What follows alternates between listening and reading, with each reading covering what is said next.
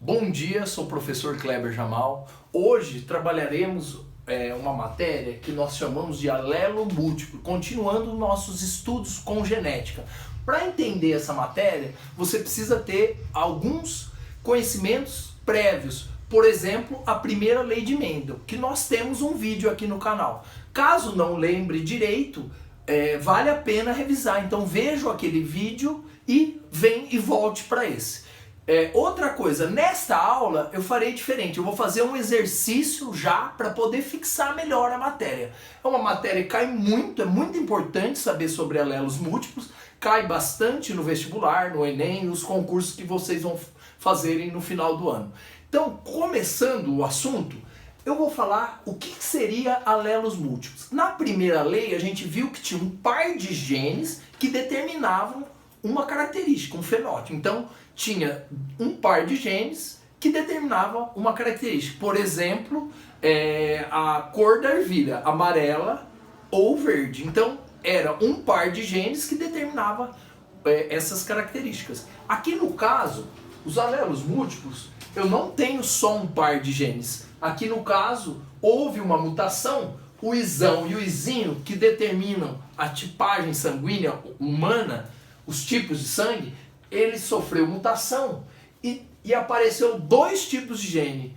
O isão, apareceu o isão A e o isão B. Então ele tem três genes. E o izinho, que é o recessivo. No caso aqui, o grau de dominância segue assim. O IA e B, eles não são, eles são iguais, eles têm a mesma força, eles não são dominantes.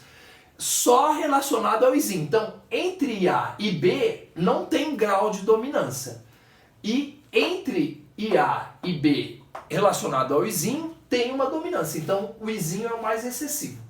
Aqui também, continuando, os tipos sanguíneos, para observar, nós temos 4 tipos de sangue: o A, o B, o AB e o O. Se eu não levar em consideração o fator RH. Se eu levar em consideração o fator RH, eu vou ter o A negativo e positivo, o B negativo e positivo, o AB negativo e positivo e o O negativo e positivo.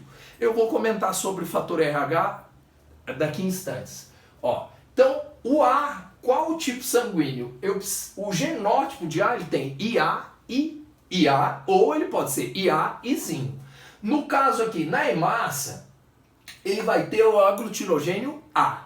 E no soro ele vai ter a aglutinina, né, o anticorpo anti-B. No caso, o sangue B, ele vai ser IB ou IB-izinho. Ele vai ter o aglutinogênio na hemácia o B, e no soro ele vai ter a aglutinina, né, o anticorpo anti-A. O AB ele vai ter o quê? O IA e o IB, ele vai ter o que? O genótipo dele vai ser IA e B. Na hemácia ele vai ter o aglutinogênio A e o aglutinogênio B. E no soro ele não vai ter anticorpos, não vai ter aglutinina. E o O, ele vai ser izinho.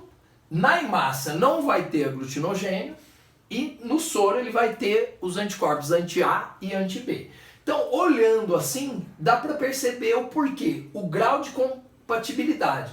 Por exemplo, eu sempre olho a hemácia do doador e o soro do receptor. Por quê? Por exemplo, se eu pegar o sangue A e eu for fazer uma doação para o sangue B, o que vai acontecer? Vai ter incompatibilidade sanguínea. O anti-A vai reagir com o aglutinogênio do sangue A. Então não dá para fazer esse tipo de doação, que eu vou explicar mais tarde com o exercício também. Continuando, aqui eu fiz um teste de tipagem sanguínea só para vocês entenderem. Então aqui tem o quadro, mais ou menos como acontece mesmo o teste. Então eu uso 3 tipos de soro: o anti-A, o anti-B e o anti-D, que seria o RH. No caso aqui eu coloco 3 gotinhas de sangue e coloco uma gota de anti-A, uma de anti-B e uma de anti-D. O que acontece? Se houver reação, que nós chamamos de aglutinação, eu considero esse sangue, aqui no caso, houve aglutinação do anti-A. Quer dizer que esse sangue aqui é A. No B, no anti-B aqui não houve aglutinação, então ele não é B. No caso aqui seria AB, né? Porque já é A. Então, e o anti-D, se houve reação, ele é positivo. Então, nesse caso, esse sangue é A positivo. Então, eu já vou aproveitar e falar sobre o fator RH. O que seria o positivo e negativo? O fator RH foi descoberto depois do sistema, né, que nós chamamos de sistema ABO. Ele pegou e viu que seguia a primeira lei de Mendel. Todas as pessoas que tinham o errão e o errinho, ele tem o quê? O sangue que nós chamamos de positivo. Então ele tem o fator RH no sangue. No soro, os anticorpos, ele não tem nada. No caso, pessoas errinho, que seria recessiva, ele é negativo para RH, mas só que no soro ele tem o anticorpo anti-RH. Então o que acontece? Se eu pegar sangue positivo e colocar no sangue negativo, o que acontece? Ocorre reação. Se eu fizer o contrário, pegar sangue negativo e doar para o sangue positivo, não tem reação. Então, o que acontece? O negativo pode doar para o positivo. O positivo não pode doar para o negativo. Se eu seguir isso aqui, ó, a hemácia do doador e o soro do receptor, vocês nunca vão errar. O que acontece? Então, aqui eu tenho um exercício que eu comentei no começo da aula, que eu vou explicar agora. Eu vou ler primeiro e vocês podem acompanhar, pode copiar ali na descrição do vídeo, podem copiar ou acompanhar. Uma pessoa A positiva foi fazer uma cirurgia e precisava de 2 bolsas de sangue. No hospital só havia uma bolsa A negativa e outra B positiva. Esse indivíduo poderia receber essas 2 bolsas sem causar nenhuma reação de incompatibilidade sanguínea? Certo ou errado? Pausem o vídeo e dê uma olhada. Ó, aqui no caso é o sangue A positivo, que entrou lá para fazer a cirurgia. Ele poderia receber o A negativo e o B positivo? Pausem o vídeo e dê uma olhada aí. Ó, então eu colocaria errado. Por quê? O sangue B positivo, vocês olharem aqui, o B positivo, o que vai acontecer? Se ele receber a bolsa, então o sangue do doador é B. Se a pessoa A positiva receber a bolsa, ele tem o anti-B. Então vai ocorrer uma reação de aglutinação. Pode dar vários problemas na pessoa. Então está errado. Ele não poderia receber essas 2 bolsas de sangue. Continuando então, só para finalizar, eu vou falar. Essa tabelinha aqui é muito fácil. Às vezes você vai resolver um exercício lá no Enem ou no vestibular. É legal fazer essa tabela porque não erra. O que acontece? Aqui eu tenho os 4 tipos sanguíneos, não levando em consideração o fator RH. Aqui eu pego o AB. Por que o AB? Todo mundo fala, nossa, o AB é o receptor universal. O que acontece? Como ele não tem anticorpos, aqui ó, ele não tem nenhum anticorpo, ele pode receber sangue de todo mundo. Então, eu tenho a setinha, todas as setas. Ele recebe do AB, do A, do B e do O. Então é o receptor universal. Aqui o A ele recebe dele mesmo e pode receber do O. Então ele só pode receber do A e do O.